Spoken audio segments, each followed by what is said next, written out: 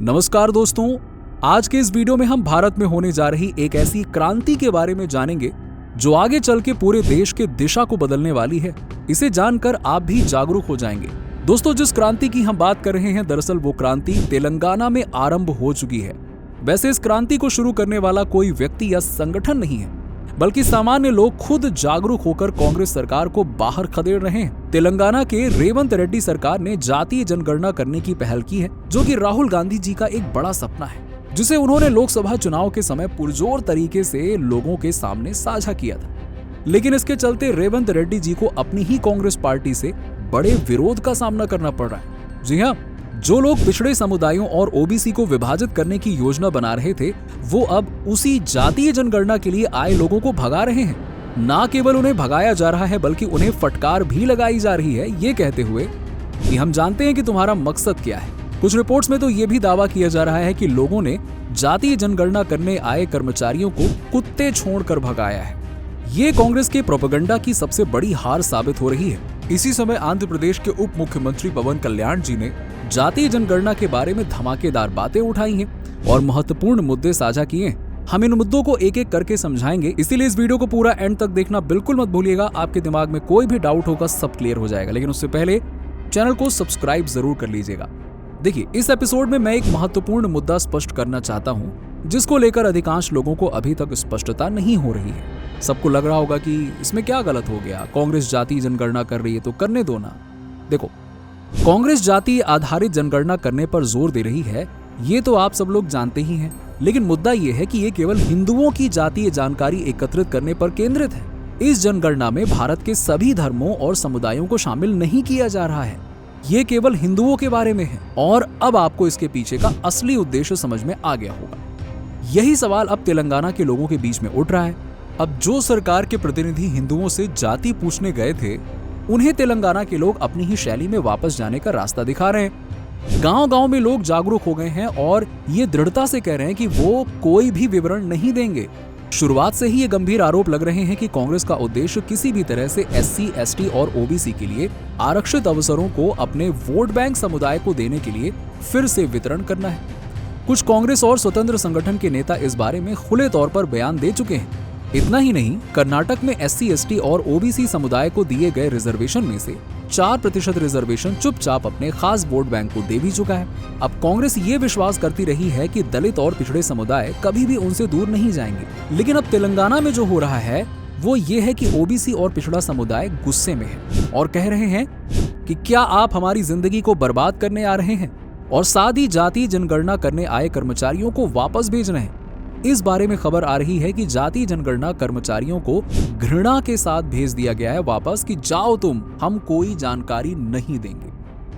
केंद्र सरकार से जातीय आधारित जनगणना की मांग करने वाले राहुल गांधी और उनकी टीम अब तेलंगाना की स्थिति देखकर डरने लगे हैं। अब ये डर बढ़ रहा है कि यदि हिंदू पूरे देश में एकजुट हो गए तो ये तो बड़ा संकट बन सकता है।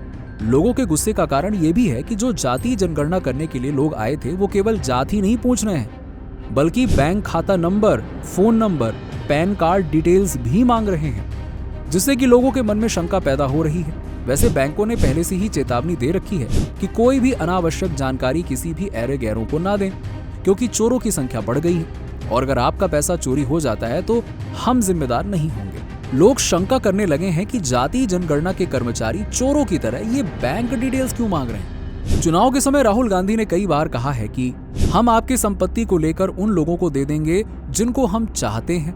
इस वजह से लोगों के मन में ये शंका और बढ़ रही है कि जातीय जनगणना करने के पीछे का उनका उद्देश्य ये पता करना है कि लोगों के पास कितनी संपत्ति है, ताकि वो इसे अपने राजनीतिक हितों के अनुसार रीडिस्ट्रीब्यूट कर सके। अब ये बात अब साफ हो रही है कि हिंदू अब सड़क पर विरोध करने के लिए तैयार हैं।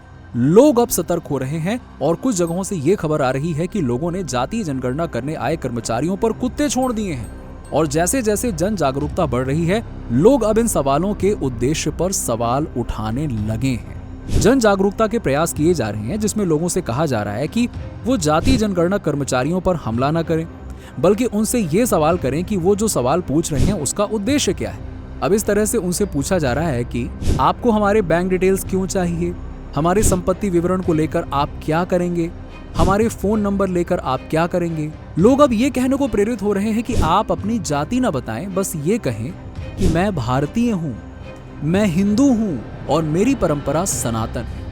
ऐसे संदेशों के साथ जागरूकता वीडियो शेयर किए जा रहे हैं। जब राहुल गांधी जी से जाति जनगणना के उद्देश्य के बारे में पूछा जाता है तो वो कहते हैं कि इसका उद्देश्य सामाजिक न्याय प्रदान करना है। हालांकि अब बहस का मुद्दा ये हो रहा है कि असली उद्देश्य क्या है, कहीं कुछ और तो नहीं है। जैसे कि पहले कहा गया, ये जाति जनगणना केवल हिंदू घरों तक ही सीमित है। यदि मुसलमान और ईसाई कांग्रेस को वोट देते हैं तो उनका वोट बैंक तो सुरक्षित रहेगा ना, लेकिन जीतने के लिए उन्हें हिंदू समुदाय का समर्थन भी चाहिए होगा। जैसे ही उन्हें ये जानकारी मिलती है कि हिंदू जातियों की क्या संख्या है, तो वो उन जातियों को लाभ देकर उन पर ध्यान केंद्रित करेंगे। जिनकी संख्या अधिक है उनको लाभ देंगे और बाकी को छोड़ देंगे। अब यही शंका बढ़ रही है और जाति जनगणना के असली उद्देश्यों को लेकर बहस हो रही है। अब तक हिंदू समुदाय में छोटे छोटे जातियों के लिए भी आरक्षण है। यदि जाति जनगणना रिपोर्ट आती है तो ये शंका जताई जा रही है कि केवल उन जातियों को ही लाभ दिया जाएगा जिनके पास अधिक वोट है और बाकी सभी जातियों को छोड़ दिया जाएगा क्योंकि उनकी संख्या ही कम है। आंध्र प्रदेश के उप मुख्यमंत्री पवन कल्याण जी ने इस मुद्दे पर बात की। वो कहते हैं, जाति आधारित जनगणना करने की बजाय हमें कौशल आधारित जनगणना करनी चाहिए। वो दरवाजे दरवाजे जाकर ये जानने की सलाह देते हैं कि लोगों को किस चीज की कमी है, उनकी समस्याएं क्या हैं, उनके बच्चे को किस विषय में रुचि है, उनकी शिक्षा के लिए सरकार से कौन कौन सी सुविधाएं चाहिए और छात्रों के सामने और दृष्टिकोण क्या है, इत्यादि इत्यादि।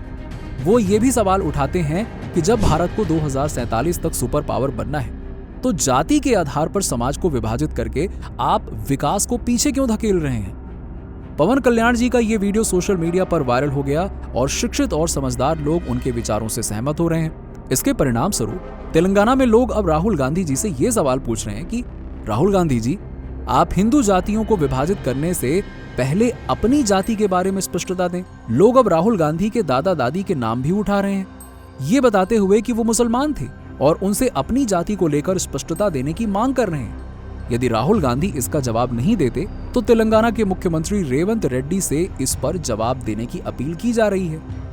तेलंगाना में ऐसे कई वीडियो घूम रहे हैं जहां लोग जागरूक हो रहे हैं और जाति जनगणना का विरोध कर रहे हैं। वो इसके खिलाफ खड़े हो रहे हैं। साथ ही कर्नाटका के मुख्यमंत्री सिद्धारमैया द्वारा लगाए गए नए नियम भी तेलंगाना में चर्चा का विषय बन गए।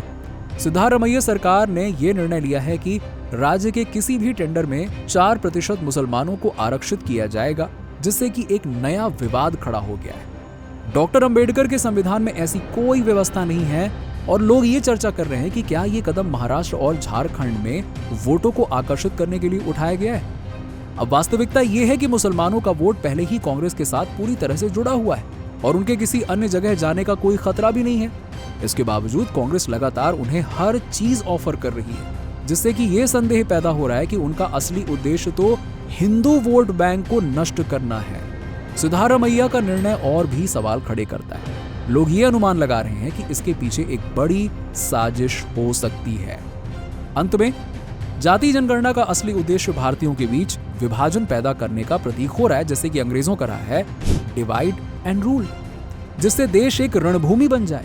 आम लोग राहुल गांधी से अपनी विभाजनकारी नीति पर पुनर्विचार करने और भारतीयों को शांतिपूर्वक जीने देने की अनुमति देने की अपील कर रहे हैं। अब आगे क्या होगा ये हमें देखना होगा। कृपया अपनी राय हमें नीचे टिप्पणियों में साझा करें। अगर ये वीडियो अच्छा लगा हो तो लाइक करें और अपने सर्कल में जरूर शेयर करें। धन्यवाद।